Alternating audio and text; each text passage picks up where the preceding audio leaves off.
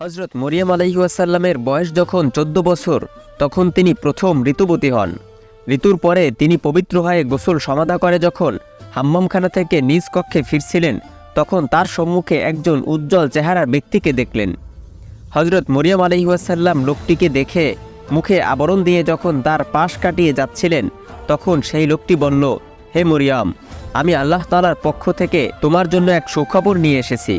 এ কথা শুনে মরিয়ম সেখানে দাঁড়ালেন। তখন লোকটি হযরত মরিয়ম আলাইহিসসালামের মুখে একটি ফুঁক দিলেন। মরিয়ম তখন অনুভব করলেন তার শরীরের ওজন দ্বিগুণ বৃদ্ধি পেয়েছে। মরিয়ম আলাইহিসসালাম লোকটিকে জিজ্ঞেস করলেন, আপনি কে? লোকটি উত্তর দিল, আমি আল্লাহর ফেরেশতা জিবরাইল।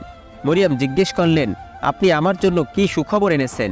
জিবরাইল আলাইহিসসালাম বললেন, আল্লাহ তাআলা ব্যতিক্রম পদ্ধতিতে তোমার গর্ভে এই যুগের নবীকে প্রেরণ করবেন।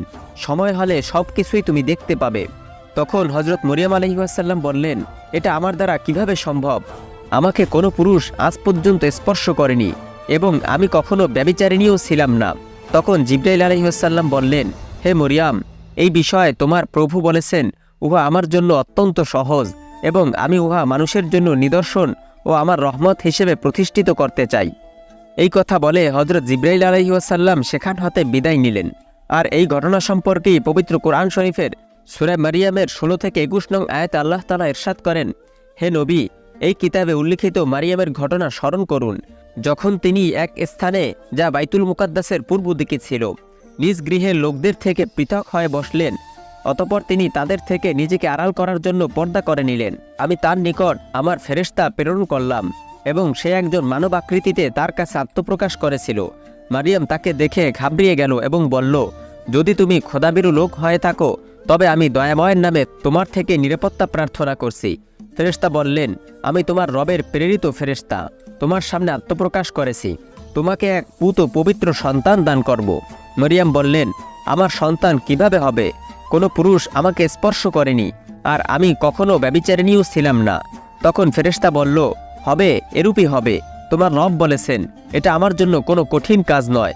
আমি এটা এজন্য সৃষ্টি করব যে যেন তাকে লোকদের জন্য আমার কুদরতের একটি নিদর্শন করে দেই আর তার মধ্যে আমার রহমত প্রকাশ পায়। আর এটা তো এক স্থিরকৃত বিষয়। হযরত মরিয়ম আলাইহিসসালাম জিবরাইলের কথা শুনে মহা দুশ্চিন্তাগ্রস্ত হলেন।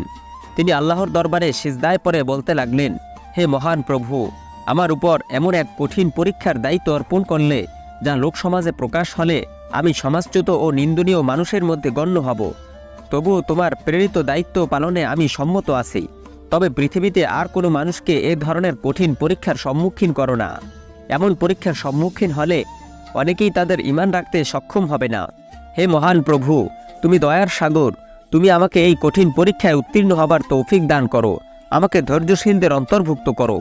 কিছুদিন পরে মরিয়মের গর্ভধারণের খবর ইসরায়েলদের মধ্যে প্রকাশ হয়ে পড়ল। তখন একদল লোক এসে হযরত মরিয়মকে শাসিয়ে বলল, মরিয়ম, সত্য কথা বলো, কে তোমার গর্ভজাত সন্তানের পিতা? তুমি এক কুমারী কন্যা, কোনো পুরুষের সঙ্গলাভ ছাড়া তোমার গর্ভধারণ কখনোই সম্ভব নয়। অতএব কে সেই পুরুষ, তার নাম আমাদেরকে বলো। নাকি কেউ তোমার ইজ্জত হরণ করেছে? তবে তার নাম আমাদেরকে বলো, আমরা তাকে শাস্তি দেব। মরিয়ম তাদের প্রশ্নের জবাবে বললেন, আমি কিছুই জানি না। আমি কোনো পুরুষের সংস্পর্শে কখনো গমন করিনি। তবে একদিন আল্লাহ তাআলার এক ফেরেশতা আমার মুখে এক ফুঁক দিয়ে গর্ভধারণের কথা আমাকে জানিয়ে দিয়েছে। এছাড়া আমার গর্ভজাত সন্তান নাকি যুগের শ্রেষ্ঠ ব্যক্তি বলে পরিচিত হবে, এ কথাও তিনি আমাকে জানিয়ে গিয়েছেন। এর অতিরিক্ত আর কোনো কথাই আমার জানা নেই। তারা মরিয়ম আলাইহিসসালামের কথা শুনে হেসে দিলেন এবং বললেন, মরিয়ম, আমরা এখন যাচ্ছি, তবে পরবর্তীতে আবার আসব। তুমি সত্য কথা বলো, নয়তো তোমাকে আমরা শাস্তি দেব। এরপর হযরত মরিয়ম আলাইহিসসালাম নিজ কক্ষে গিয়ে পুনরায় ধ্যানমগ্ন হলেন। তিনি আল্লাহ তাআলার নিকট করুণ স্বরে আবেদন জানালেন, হে দয়ার সাগর, তুমি সমুদ্রকে পাহাড় এবং পাহাড়কে সমুদ্রে পরিণত করো। তুমি ফকিরকে বাদশা এবং বাদশাকে ফকির করো। অতএব আমার এ দুর্দিনে অপবাদকারীদেরকে দমন করে দাও। আমি অপবাদের তীব্র আঘাত সহ্য করতে পারছি না।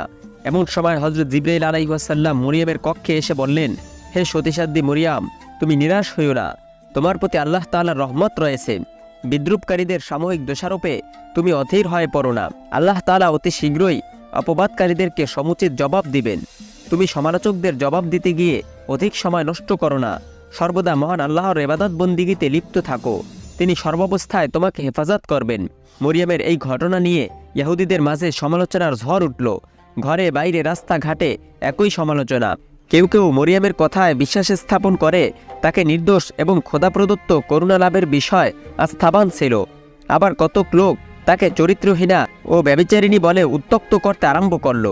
মরিয়ম শেষ দিকে সবাইকে বলতো, আমি যদি পথভ্রষ্টা হই তবে আমি ধ্বংস হব, আর যদি আমি সত্যবাদী হই তবে অচিরেই তোমরা আমার উপযুক্ত নিদর্শন দেখতে পাবে। প্রিয় সুধী, হযরত মরিয়ম আলাইহিসসালামের এই ঘটনায় হযরত জাকারিয়া আলাইহিসসালামের উপর কেমন প্রভাব পড়েছিল এবং হযরত ঈসা আলাইহিসসালামের জন্মের সময়ের অলৌকিক ঘটনা জানতে আমাদের পরবর্তী ভিডিও দেখার অনুরোধ রইল। নিত্য নতুন ইসলামিক ঘটনা জানতে আমাদের চ্যানেলটি সাবস্ক্রাইব করুন। ভিডিওটি ভালো লাগলে লাইক, কমেন্ট ও শেয়ার করে অন্যদের দেখার সুযোগ করে দিন। আসসালামু আলাইকুম ওয়া রাহমাতুল্লাহ।